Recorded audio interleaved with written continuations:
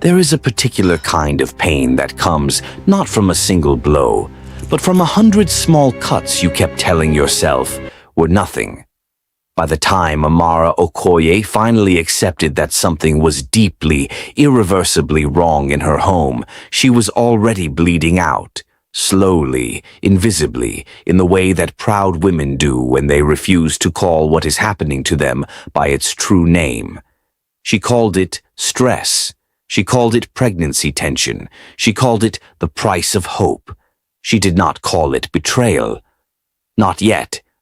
But the morning she walked into her own bedroom and found Lydia standing there, one hand on her pregnant belly and Daniel's shirt hanging off her shoulders like a crown, every careful explanation Amara had built around herself collapsed at once. This is where we pick up, and it only gets darker from here. The weeks leading up to that confrontation had been a masterclass in slow destruction. Lydia had moved from subtle to brazen so gradually that Amara had not noticed when the line was crossed, only that she was suddenly standing on the wrong side of it. The allowance demand had come first. It was a Monday morning, 6 months into the pregnancy. Amara was in the kitchen making tea when Lydia appeared in a silk robe that Amara had never seen before and sat down at the table with her arms folded. "I've been thinking," Lydia began, "what I'm doing for this family, carrying this baby, sacrificing my body, putting my own life on hold. I don't think the current arrangement is fair." Amara set down her mug carefully. "What arrangement?" "Lydia, we're covering all your medical bills, your meals, everything you need. I need 2.5 million naira. Monthly." The silence that followed was total. Amara stared at her. "Lydia, you can afford it." Lydia's voice was flat and even. "Daniel earns enough. And what I'm giving you," she gestured to her belly, "is worth far more than that." Amara spoke to Daniel that evening. He looked at the figure, rubbed his jaw, and said quietly, "This is extortion." "She's pregnant, Daniel. She's demanding money," he said. "That's different." He was quiet for a moment. "Amara, I want you to really think about what's happening in this house, not as Lydia's sister, as my wife." But Amara could not think about it cleanly. Every time she tried to see Lydia clearly, the real Lydia, the calculating one who had been making strategic moves since the day she moved in, she would blink and see instead the 4-year-old girl at her mother's door, small and lost and hungry, and the two images refused to exist in the same space. So she paid the allowance. She told herself it was for the baby. What she did not see, what she could not have known, was what Lydia was doing with the money and with the access she had been quietly accumulating for months. Lydia had befriended a nurse at the fertility clinic shortly after moving into the house, a quiet woman named Chidinma who had student loan debt and a mother who needed surgery. Lydia had been paying her in installments, not for anything dramatic, just for information. Appointment schedules, file access, the kind of quiet influence that looks like friendship until you follow the money. She had also, sometime in month 3 of her stay, begun sleeping with Daniel. It had not happened the way Amara imagined it. Not as a seduction scene, not with wine and lowered lights. It had happened the way it always happens in real life, slowly, under the cover of ordinary moments.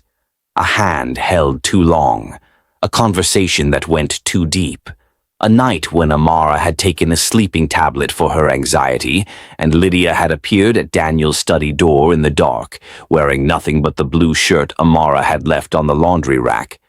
Daniel would later say that he had pushed her away, that he had told her to leave, that it had only happened once and he had carried it like a wound he did not know how to show his wife. But once was enough, and Lydia had known it would be. By the time the confrontation happened, by the time Amara stood in that doorway and watched Lydia look at her without blinking, the plan had already been running for months.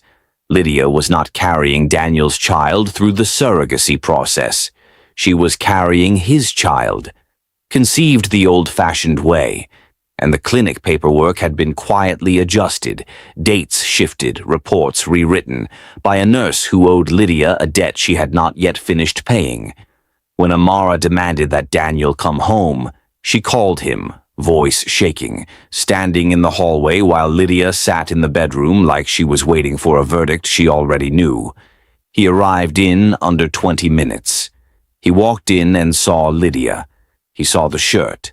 He saw his wife's face. "Daniel," Amara said, "tell me what she's saying isn't true." He opened his mouth, closed it. His hands dropped to his sides. "Daniel." Her voice broke on the second syllable. "It was once," he said. The words came out hollow. "Amara, I swear to you." "Once?" Lydia laughed from the doorway, a short, clear sound, almost like a bell. "Daniel, please, tell her the truth. She deserves that much." "Lydia, stop." "Tell her," Lydia said, her voice dropping, "or I will." The argument that followed lasted 2 hours. It tore through the house room by room, the living room, the kitchen, the corridor, back to the bedroom. Amara heard things in those 2 hours that she would spend years trying to unhear. She heard Daniel confess to 3 nights, not one. She heard Lydia describe in quiet, deliberate detail how she had known from the first time she visited this house that she wanted Daniel's life. Not Amara's husband specifically, but the life, the stability, the Lecky address, the man who watered his own garden on Saturday mornings. "You had everything," Lydia said, looking at Amara directly. "And you never once noticed that I had nothing.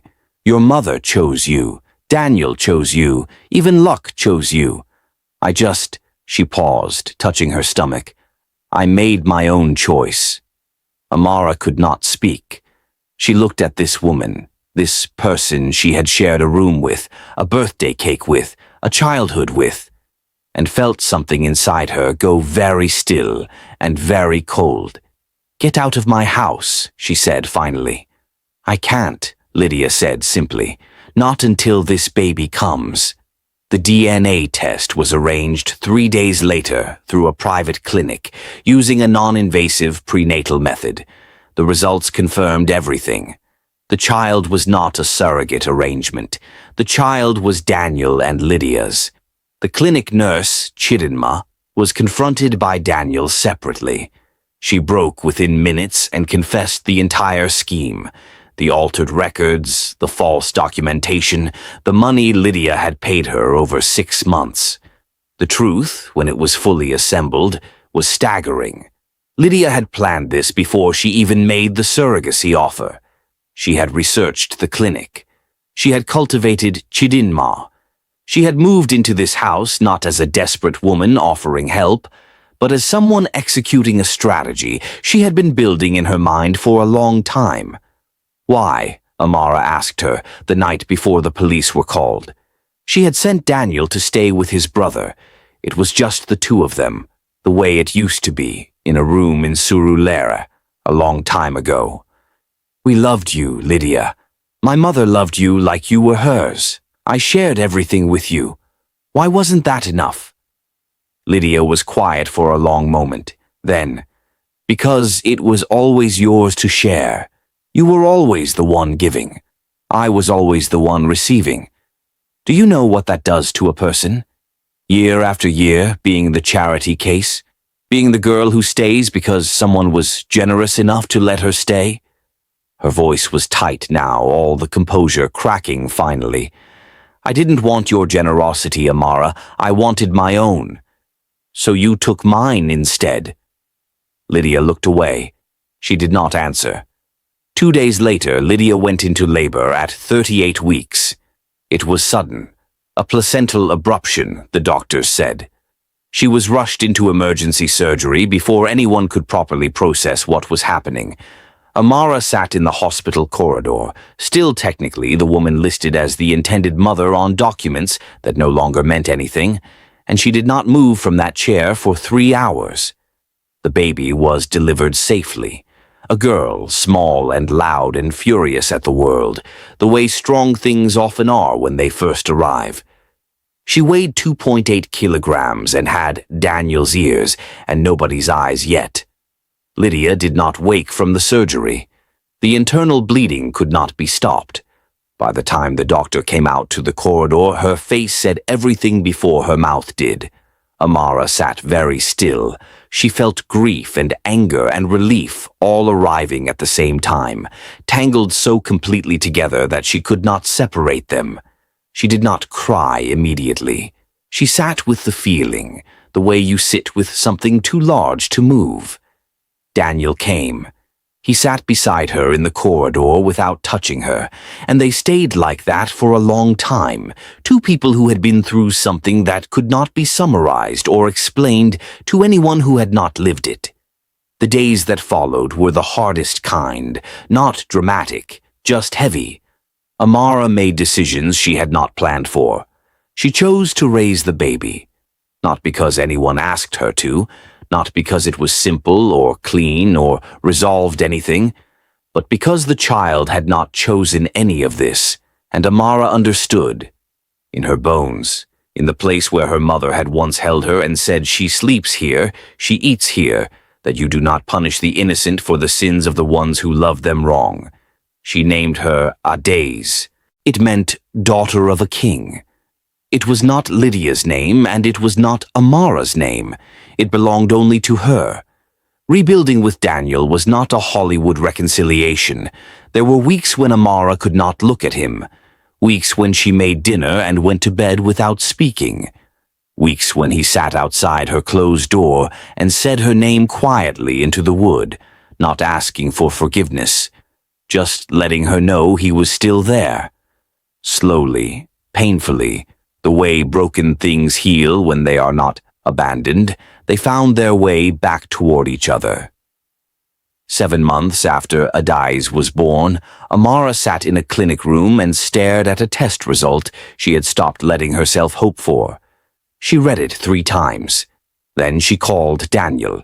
He arrived at the clinic in 14 minutes. When he saw her face, when he saw what she was holding, he sat down in the plastic chair beside her and pressed his forehead against hers and did not say a single word. They did not need words for it. There is a lesson inside this story that Amara carries now, not as bitterness but as wisdom. That betrayal always costs the betrayer more than it costs you. Lydia had wanted Amara's life so badly that she had burned her own down to reach for it. She had died chasing something that was never built for her, because she had spent so many years wanting someone else's foundation instead of building her own. And Amara, who lost her trust, her sense of safety, and 2 years of peace, came out the other side with more than she had started with. Not because suffering ennobles you automatically, but because she chose, every single day, not to let what happened to her become the end of her. Healing is not an event. It is a decision you have to make over and over again, even on the days when it costs you everything to make it. If this story stayed with you, if it made you feel something real, please leave a comment below and tell me what moment hit you the hardest. And if you haven't already, subscribe to the channel and tap the notification bell so you never miss a new story. Share this with someone who needs to hear it. See you in the next one.